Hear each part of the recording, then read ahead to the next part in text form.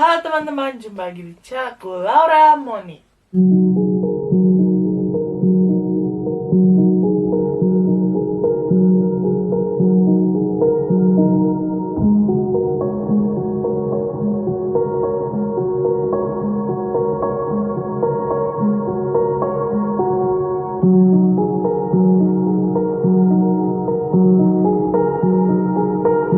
Apa kabar kalian semua? Semoga selalu dalam keadaan sehat dan tetap semangat. Terima kasih buat kalian yang udah subscribe and share video-videoku.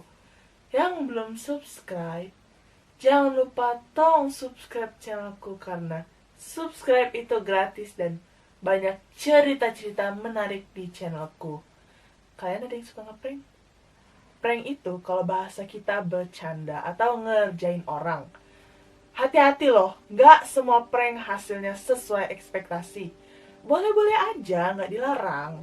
Tapi inget, jangan sampai akhirnya berakibat fatal. Seperti 10 prank gagal berikut ini. 2 diantaranya dari Indonesia. Oke. Yang pertama.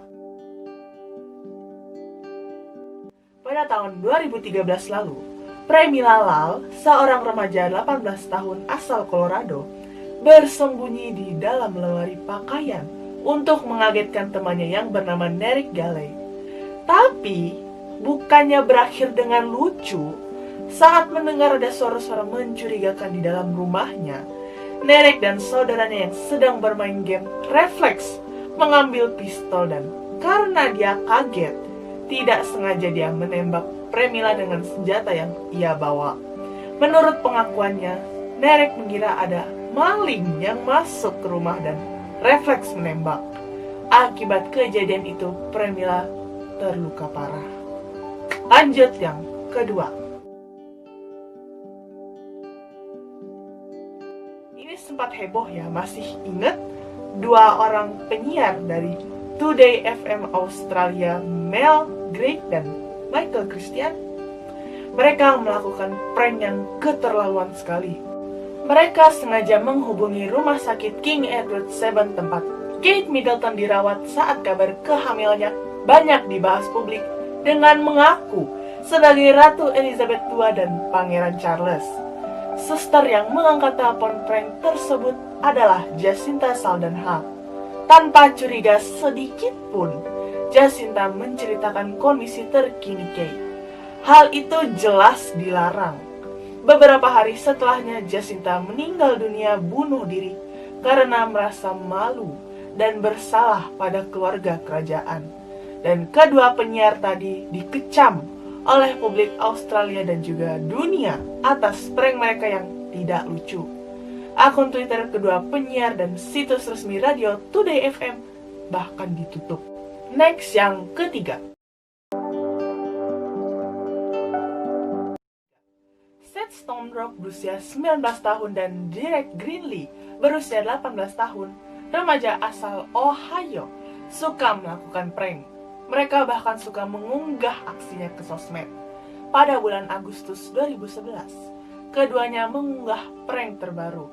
Mereka menutupi papan rambu tanda berhenti di pinggir jalan, membungkus rambu tanda berhenti persimpangan dengan plastik dan minyak jeli, membuatnya tidak terlihat oleh pengemudi. Sore itu, 2 lansia berusia 80 tahunan, Jency dan Mary Sprengler, sedang berkendara. Mereka tidak melihat rambu tanda berhenti karena papan tanda stop yang sudah ditutupi oleh Seth dan Derek tadi. Mereka terus melaju kencang dan bertabrakan dengan mobil SUV. Kedua lansia tersebut meninggal dunia akibat insiden itu, dan Seth dihukum 4 tahun penjara. Sedangkan Derek tidak dihukum karena dia sudah mencoba untuk membujuk temannya agar tidak melakukan prank itu. Lanjut yang keempat. Tahun 2010, 2 sahabat Nicholas Bell dan Jeffrey Charbonnet sedang tertidur. Jeffrey tertidur nyenyak. Nicholas yang terbangun lebih dahulu akhirnya berniat ingin melakukan prank pada temannya yang masih tertidur. Ia mengambil senapan yang semula ia pikir itu adalah senapan angin untuk menakut-nakuti Jeffrey. Nicholas kemudian menekan pelatuk dan menembak Jeffrey. Ia tak tahu kalau senapan itu adalah senapan asli. Sahabatnya Jeffrey pun langsung meninggal di tempat. Serem ya, sampai meninggal temannya. Yang kelima, tahun 2014, seorang pelajar bernama Sergei Kasper biasa dijadikan bahan lelucon teman-temannya di kampus. Ia dikenal sebagai orang baik, periang yang membuat orang-orang di sekitarnya suka membulinya.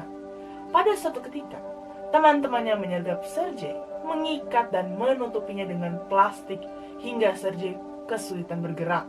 Mereka membawa Sergei ke toilet, kemudian menariknya ke dalam kelas.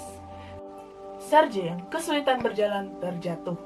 Ia terjatuh dengan posisi tenggorokan menyentak bagian ujung meja guru yang membuat kerongkongannya hancur.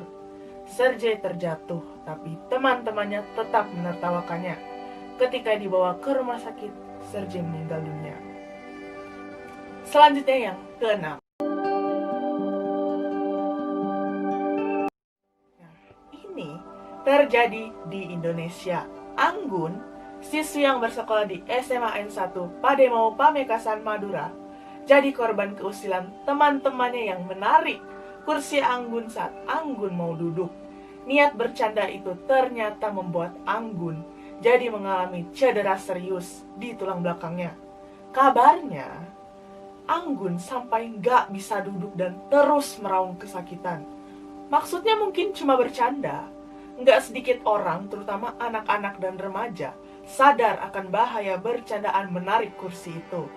Menarik kursi sampai korbannya jatuh terduduk bisa menimbulkan nyeri dari akut sampai kronis. Enggak cuma itu, korban juga bisa mengalami patah tulang, gangguan seksualitas, kemungkinan ada benturan di kepala, sampai risiko lumpuh total. Wah, parah ya. Lanjut yang ketujuh.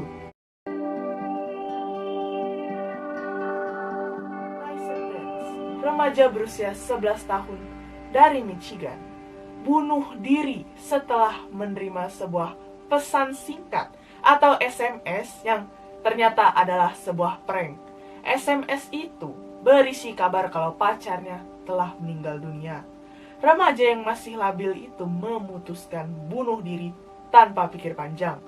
Mungkin Tyson ingin segera menyusul pacarnya yang dia kira benar-benar tewas. Saat menemukan tubuh Tyson tergantung, ibunya langsung menyuruh kakak Tyson memanggil ambulans. Petugas medis berhasil membuat Tyson sadar. Dia dirawat selama 3 minggu sebelum akhirnya meninggal dunia. Hingga kini polisi masih menyelidiki siapa dalang dibalik SMS prank tersebut. Selanjutnya yang ke-8 dari Indonesia. Masih ingat aksi prank YouTuber Ferdian Paleka? Ferdian bersama teman-temannya datang menawarkan bantuan kepada para waria. Para waria ini menerima bantuan yang dikemas dalam kardus. Tapi pada saat kardus itu dibuka, ternyata isinya sampah dan batu. Aksi prank yang dilakukan YouTuber Ferdian Paleka memberikan sembako isi sampah kepada waria atau transgender membuat geram kepada petugas dan awak media. Ferdian belak-belakan mengakui motivasi aksi prank tersebut. Aksi prank yang dilakukan karena ia menganggap tidak seharusnya di bulan Ramadan waria tetap bekerja, dan Ferdian mengatakan aksi ini hanya untuk sebagai hiburan semata. Saat ditanya apakah aksi prank itu untuk menaikkan jumlah subscriber pada akun YouTube-nya, hal tersebut dibantahnya. Ia mengatakan pembuatan konten YouTube prank kepada transpuan tersebut diinisiasi dirinya bersama 2 temannya, Tubagus Faradinar dan Aidil. Cuma untuk hiburan saja, yang menginisiasi juga saya, itu katanya. Korban prank akhirnya melapor ke polisi dan YouTuber ini sempat melarikan diri, tapi akhirnya tertangkap polisi. Kabar yang terbaru, korban prank sembako sampah YouTuber Ferdian Paleka mencabut laporannya di Polres Bandung, Jawa Barat. Itu yang menyebabkan kepolisian Bandung akhirnya menghentikan kasus prank sampah Ferdian Paleka. Ferdian Paleka pun dibebaskan. Mudah-mudahan ini jadi pelajaran supaya next gak gabah lagi. Oke, lanjut ke 9. Randy Littonly yang berusia 44 tahun menyamar sebagai binatang yang sulit ditangkap pada tahun 2012 dengan mengenakan setelan gili bergaya militer di sisi Kalipel, Montana Highway 93 untuk menakuti para pelancong di jalan dengan berpikir bahwa mereka telah menyaksikan binatang yang dicari, tapi malah sebaliknya. Dia ditabrak oleh 2 pengemudi remaja dan meninggal akibat luka-lukanya. Yang terakhir ke 10. Mark Druis yang berusia 16 tahun suka melakukan prank memencet bel rumah tetangga-tetangganya di Boca Raton, Florida. Pada saat yang punya rumah keluar, dia bersembunyi. Lalu dia ulang lagi sampai akhirnya pemilik rumah pun kesal. Nah, pada waktu itu, dia melakukan prank yang sama di kediaman Jay Levin. Mark ditembak mati saat berjalan menjauh dari rumah. Jay mengira Mark adalah penyusup bersenjata. Jay mengaku bersalah atas pembunuhan itu dan dijatuhi hukuman penjara. Pengadilan memerintahkan Jay untuk membayar $750.000 sebagai restitusi kepada orang tua remaja usil itu. Nah, itu tadi dia, teman-teman, prank gone wrong. Kalau bikin prank, alangkah bagusnya yang tidak mengundang bahaya, apalagi merugikan orang lain. Oke, sampai di sini cerita kita, teman-teman. Thank you for watching my videos. Please don't forget to subscribe and share my videos. I'll see you guys in my next video. Bye.